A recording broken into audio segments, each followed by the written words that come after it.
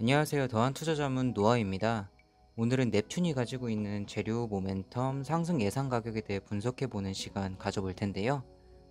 작년 12월 초에 주가가 한번 크게 올랐었던 종목이고, 현재도 크래프톤 상장 관련해서 많은 분들이 관심을 가지고 있는 종목이기도 하죠. 매력적인 재료와 강력한 모멘텀을 가지고 있는데요.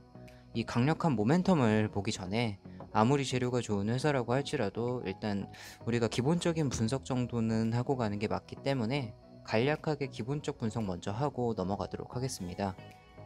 먼저 손익계산서를 살펴볼 텐데요. 사실 이런 재무제표에 대한 내용이나 수치들을 좀 어려워하시는 분들도 종종 계시더라고요. 그래서 더 쉽고 간략하게 핵심적인 내용만 먼저 살펴볼 텐데요. 넵튠은 작년 대비 매출액이 소폭 상승했습니다. 하지만 인건비나 관리비 같은 판관비 비중이 매출액보다 큰 상황이고요.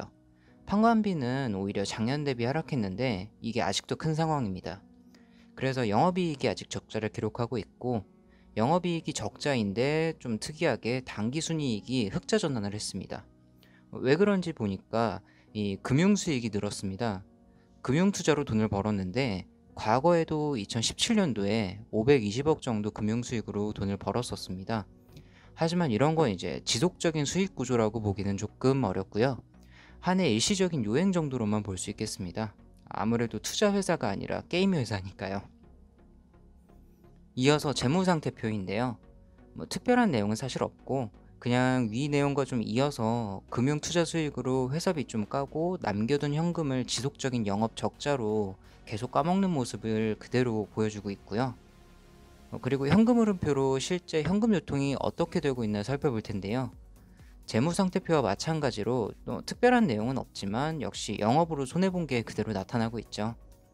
아까 현금 늘어난 건 영업이 아니라 투자 수익으로 번 거고, 영업에선 사실 손실이었다는 게 그대로 보여집니다. 재무제표를 보면 넵튠은 주영업으로 돈을 벌어본 적이 없는 회사입니다. 게임 회사인데 게임으로는 적자만 보고 적자 보는 걸 투자 수익으로 다 메꾸고 있어요.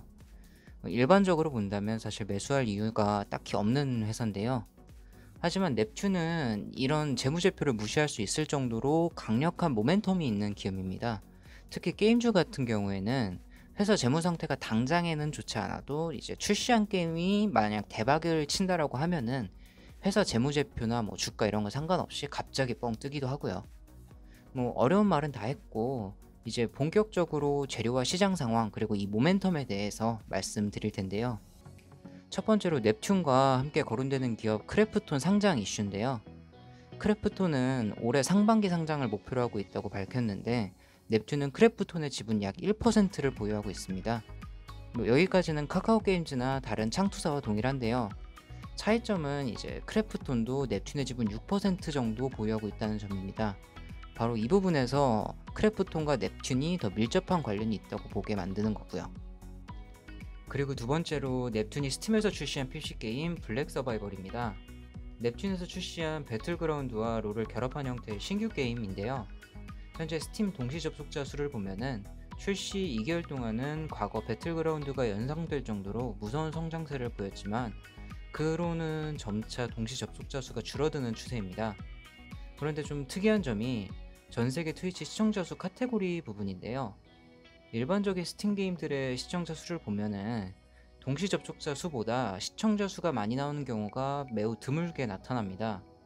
그런데 블랙 서바이벌 같은 경우에는 접촉자 수보다 시청자 수가 높은 현상이 심심치 않게 나타나고, 이는 블랙 서바이벌 게임을 하지 않는 유저가 블랙 서바이벌의 게임 방송은 보고 있다, 이걸로 추측이 되는데, 신규 게임이어서 이런 현상이 벌어지는가 확인을 해봤지만 과거 배틀그라운드나 타사의 스팀 동시 접촉자 수를 비교를 해봐도 이러한 현상은 찾아볼 수 없었는데요. 아무래도 게임 시장의 흐름이 인터넷 게임 방송에 영향을 크게 받고 있기 때문에 지금 당장의 동시 접속자 수가 조금 떨어진다고 해도 블랙 서바이벌의 성장세를 조금 기대해 볼 수 있겠습니다. 마지막으로 넵튠의 뉴딜 지수 편입입니다. 이번에 한국판 뉴딜 선두기업으로 구성된 KLX BK 뉴딜 지수에 카카오 게임즈와 넵튠이 편입이 되었어요. 이건 아시는 분들은 다 아시겠지만 이로 인해 넵튠의 펀드 패시브 자금이 들어오게 되니까 아무래도 장기적으로 주가에 영향이 있을 것으로 보입니다. 넵튠은 확실히 매력적인 종목입니다. 크래프톤 상장 이슈, 뉴딜 지수 편입 등 매우 강력하고 매력적인 모멘텀들을 갖추고 있고요. 장기적인 시선은 현재 이 회사는 본인들의 주영업인 게임으로는 돈을 벌어본 적이 없으며 오히려 적자를 기록하고 있고 이 적자를 금융투자 수익으로 메꾸고 있습니다. 결국 근본적인 매출액과 영업이익이 개선되어야 하는데 이는 블랙 서바이벌의 흥행과 직관된다고 생각하고요. 하지만 단기적인 시선으로 보면은 크래프톤 상장 이슈로 주가 상승이 이어질 수 있어서 관심 있게 지켜볼 필요가 있겠습니다.